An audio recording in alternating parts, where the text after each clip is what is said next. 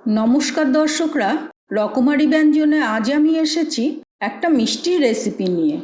আজ বানাচ্ছি ক্ষীরপটল বা পটলের মিষ্টি।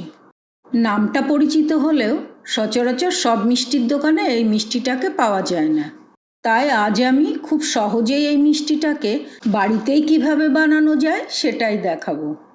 তাহলে দেখে নিই এর জন্যে কী কী উপকরণ লাগছে।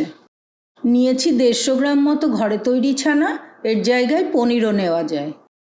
নিয়েছি 300 গ্রাম মতো খোয়া ক্ষীর, এটাও ঘরে বানানো। আছে 1 কাপ চিনি, আরও 1/4 কাপ চিনি, হাফ চামচ বেকিং সোডা, নিয়েছি হাফ কাপের থেকে একটু বেশি দুধ, আর নিয়েছি গোলাপ জল। সঙ্গে লাগবে একটু ঘি, আর আছে প্রধান উপকরণ পটল। পটলগুলো আমি এভাবেই মাঝখান থেকে লম্বা করে কেটে ভেতরের দানাগুলো বের করে নিয়েছি। এটা কি করে করেছি সেটাও দেখিয়ে দিচ্ছি। পটলের খোসা ছাড়িয়ে নিয়ে দুপাশের মাথাও কেটে নিলাম, আর মাঝখান থেকে লম্বা করে চিড়ে নিলাম। এবার দুপাশ থেকে চাপ দিলে পটলটা একটু ফাঁকা হয়ে যাবে, তখন একটা চামচের পেছন দিয়ে পটলের ভেতরকার শাঁস দানা বের করে নিতে হবে। মনে রাখবেন পটলের ভেতরটা যেন পুরোপুরি পরিষ্কার হয়ে যায়। দেখুন কত সহজেই ভেতরটা পরিষ্কার হয়ে গেল। তাহলে চলুন রেসিপিটা শুরু করি। গ্যাসটাকে অন করে একটা পাত্রে কিছুটা জল নিয়ে নিয়েছি। এবার ফ্লেমটা বাড়িয়ে জলটাকে ফুটতে দেব। জলটা ফুটে উঠেছে, এতে দিয়ে দিচ্ছি হাফ চামচ বেকিং সোডা। এবার দিয়ে দেব কেটে রাখা পটলগুলো। বেকিং সোডা এই জন্যেই দিচ্ছি যাতে পটলের সবুজ রঙটা ঠিক থাকে। এতে আমি কোনো আর্টিফিশিয়াল ফুড কালার দেব না। পটলগুলোকে আমি উল্টে পাল্টে নেব যাতে রঙটা সব দিক থেকে একই রকম হয়। দেখুন এরই মধ্যে পটলের কালারটা কত সুন্দর এসেছে। এটাকে আর একটু ফোটাবো, কিন্তু গলিয়ে ফেলবো না। মোটামুটি 80% মতো সেদ্ধ করে নেব। মাঝে মাঝে পটলগুলোকে একটু উল্টে পাল্টে দিতে হবে। অনেকেই হয়তো ভাববেন পটলের মিষ্টিতে পটলের গন্ধ থাকবে, সবজি সবজি গন্ধ, কিন্তু একেবারেই তা নয়। একবার বাড়িতে বানিয়ে দেখবেন এটা খেতে কত সুন্দর হয়। পটলগুলো সেদ্ধ হয়ে গেছে। একটা পটল নিয়ে দেখাচ্ছি এটা কতটা নরম হয়েছে। দেখুন ছুরিটা সহজেই পটলের মধ্যে ঢুকে যাচ্ছে। গ্যাসের ফ্লেমটা অফ করে দিলাম। এবার একটা বাটিতে কিছুটা বরফ ঠান্ডা জল নিয়ে নিয়েছি। এবার এই পটলগুলোকে জল ঝরিয়ে তুলে নিয়ে ঠান্ডা জলের মধ্যে দিয়ে দেব। এতে কি হবে, পটলগুলোর রং একই রকম সবুজ থাকবে। এবার একটা পাত্র বসিয়ে নিলাম, এতে দিয়ে দিচ্ছি 1 কাপ চিনি, আর তাতে দিয়ে দিচ্ছি হাফ কাপ জল। এবার গ্যাসটা অন করে একটা শিরা তৈরি করে নেব। পটলের পরিমাণ বুঝে আপনারা শিরাটা তৈরি করবেন। আমি এখানে যে পরিমাণে পটল নিয়েছি তাতে এই পরিমাণ চিনি আর জল লাগবে। চিনিটা গলা অবধি এটাকে নাড়তে থাকতে হবে।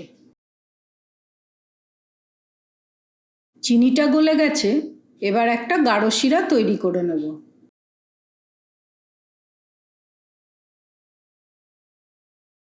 দেখুন শিরাটা অনেকটা গাঢ় হয়ে গেছে।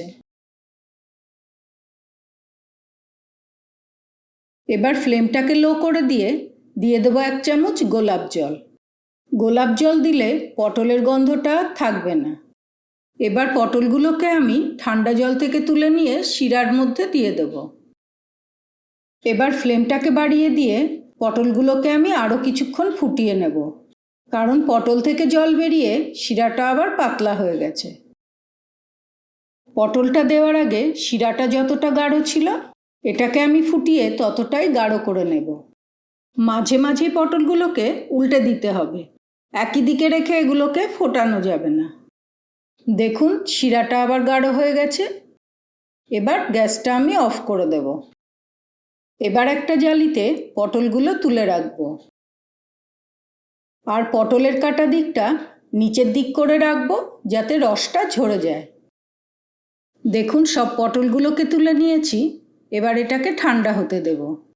তাহলে চলুন যতক্ষণে এটা ঠান্ডা হচ্ছে ততক্ষণ আমি এর একটা পুর বানিয়ে নেব। নিয়ে নিলাম একটা মিক্সিং জার, এতে দিয়ে দিলাম 1/4 কাপ চিনি, দিয়ে দিলাম ছানা, দিয়ে দিচ্ছি খোয়া, আর দিয়ে দেব দুধ। এগুলোর একটা স্মুথ পেস্ট তৈরি করে নেব। গ্যাসটাকে অন করে একটা প্যান বসিয়ে নিলাম। এতে দিয়ে দিচ্ছি 1 চামচ ঘি। এবার খোয়া আর ছানার মিশ্রণটা এতে দিয়ে দেব। এবার মিশ্রণটাকে ক্রমাগত নাড়াচাড়া করতে থাকবো যতক্ষণ না এটা গাঢ় হয়ে যাচ্ছে।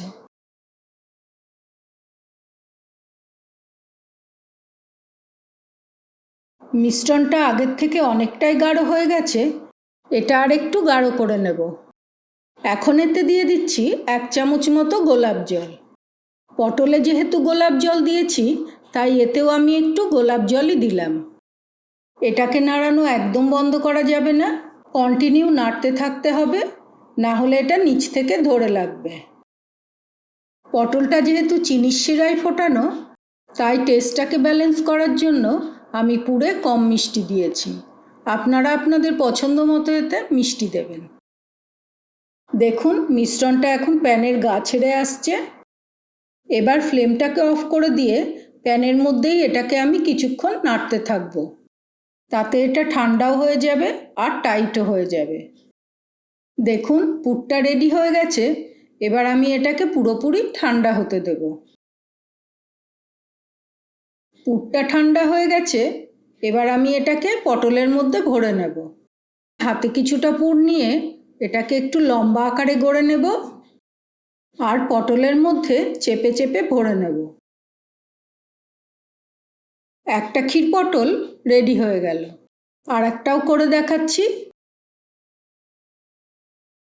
এভাবে আমি বাকিগুলোও করে নেব। সব পটলগুলো রেডি হয়ে গেছে। এবার আমি এগুলোকে সাজিয়ে নেব। এর ওপরে দিয়ে দিচ্ছি একটা করে দুধে ভেজানো কেশর, দিচ্ছি একটু করে তবক, আর ওপর থেকে ছড়িয়ে দিচ্ছি কিছুটা কুচনো গোলাপের পাপড়ি। দেখুন ক্ষীর পটল বা পটলের মিষ্টি খাওয়ার জন্য একদম রেডি হয়ে গেছে। এই সিজনে বা এই জামাই ষষ্ঠীতে এই ক্ষীর পটল আপনারা অবশ্যই বাড়িতে বানিয়ে দেখতে পারেন। রেসিপিটাকে এইভাবেই বানালে মনেই হবে না কোনো সবজির মিষ্টি খাচ্ছেন, মনে হবে পুরোটাই ক্ষীরেরই মিষ্টি। এটা দেখতে যতটা সুন্দর খেতেও ততটাই সুস্বাদু। এই ক্ষীর পটলের রেসিপিটা যদি আপনাদের ভালো লাগে তাহলে ভিডিওটাকে লাইক করে দেবেন। আপনারাও এটা অবশ্যই বাড়িতে বানিয়ে দেখবেন। কেমন হলো কমেন্ট করে জানাবেন। ভালো লাগলে অন্যদের সাথেও রেসিপির ভিডিওটা শেয়ার করে দেবেন। আর এরকম আরও রেসিপি পেতে আমার চ্যানেলটাকে অবশ্যই সাবস্ক্রাইব করে দেবেন। পুরো ভিডিওটা দেখার জন্য ধন্যবাদ।